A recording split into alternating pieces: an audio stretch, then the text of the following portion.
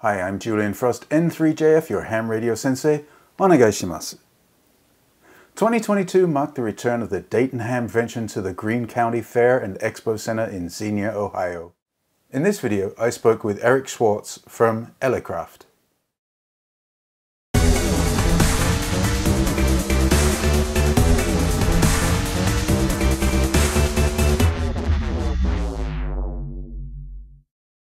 Hi, I'm Eric Swartz, WA6HHQ with Elecraft here at Dayton, and just want to give you guys a quick overrun of what we got here at the show and our new goodies and where we're going with them and stuff. So I wanted to show you here, this is our K4, which is our newest HF transceiver, and the K4 is a full direct sampling SDR. We sample at 122.8 megahertz and basically cover from both actually the low frequencies with our transverter inputs and outputs, but also, of course, 160 through 6 meters all mode. Built-in pan adapter, as you can see there on the screen, and both physical buttons and also some on-screen buttons for band changing and setting up the pan adapter.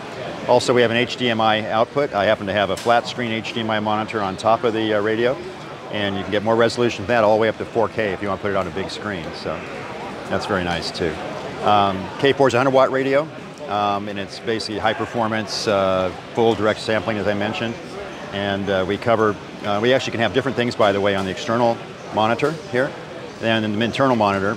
The internal, we can have one pan adapter from one band, two different bands split. Same thing on the external, they don't have to match. So that's sort of neat. Plus, you can either mirror this screen if you want. I'm not doing that right now. We want to have a whole copy of it up here, maybe to show people, or have bigger buttons to press if you want. But also you can have dedicated pan adapter, which I've got up here, so you get much more real estate to see what's going on versus inside the radio. So, and of course you have a bigger monitor if you want to do that too. We also have the capability that we're developing for full remote control on the K4, and I've got a couple of technology demos here at the show. We actually started with these when we first introduced it in 2019, before we were actually in production. We've been in production now almost, I think, 18 months roughly, and have been ramping up as much as you can with the current semiconductor shortages, but actually we've been quite successful getting a lot of K4s out there to everybody, and we're going as fast as we can. But we've actually got the ability built into the K4 to do remote, and that's what we're enhancing now, and putting together some public protocols to send our pan adapter data, and also streaming audio in and out of the radio out to external applications, everything from logging programs or contest programs like M1MM, Win for K3, things like that maybe, so they can put the pan adapter data into their radios. The control protocol is already defined, just like on our K3. And we're developing a K4 Mini, which is just like a K3 Mini, which is a front panel for remote control operation. You're seeing it here in a larger box, but basically this is a front panel from a K4, so it's exactly the same.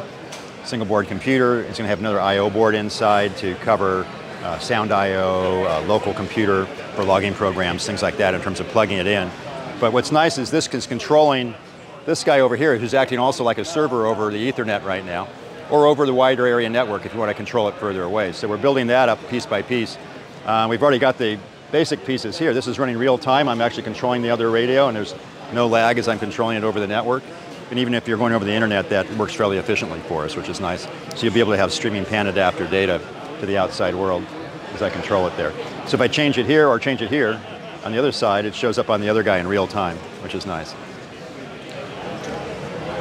So I'll do that again there for you. So this is, I'm turning the VFO-A on the main radio, and you're seeing it on the remote controller, and then vice versa, of course. It goes quite fast for VFO-A, VFO-B. And the pan adapter data you're seeing scroll here on the screen is coming at the exact same speed as on the main radio, so you're seeing no degradation, of course.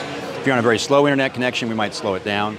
But the bottom line is we're developing just like a K30, a K4 Mini, we're going to call it probably, that gives you an Ethernet interface without any external boxes, the ability to do streaming audio, pan adapter, remotely with the exact same K3 interface and feel that you would have had otherwise. So that's sort of cool. We get both of those there. I want to briefly show you the smaller radios, Kx2 and Kx3, and then we'll finish up with that. We've had these out for a while, but the Kx2 is our smallest radio. This covers 80 meters through 10 meters, all mode. And we have an optional plug-in built-in paddle for very slowly set there for Morse code. But this is a up to about 10-watt radio, sideband CW as mentioned, and multi-mode. Very nice compact system, built-in lithium-ion battery. And you can use that on HF for portable operation, grab and go. We actually have it in a little grab and go bag here where you can get that way, where you can just basically have that as your go bag. You go and have your antennas coiled up here, or we actually have a small vertical one here. I don't have it all hooked together, but you can pack it very small. This is our AX1. This covers 20 meters and I believe 15, 17 with a short whip with a ground lead on it. And certainly not as efficient as a larger antenna, but when you want to quickly get on the air from like maybe a soda operation or mountain topping or hiking, it actually works out quite well. So that's the Kx2. We've had these for quite some time and we're still selling these in volume. Kx3 is the big brother we came out with first. That covers 162 6 meters. Also has IQ output to drive a small pan adapter, little PX3 over here on the side. And the Kx3 has been quite successful. Very good performance on both these radios on receive too. This will go up to 15 watts.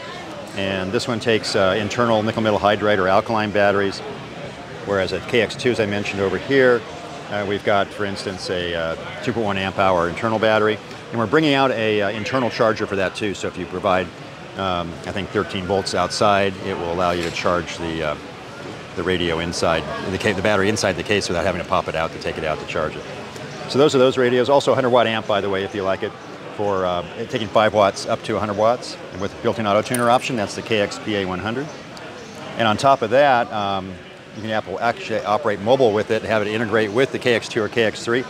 In my car, I use a Kx2 people think it's a control head, but actually it's the whole radio.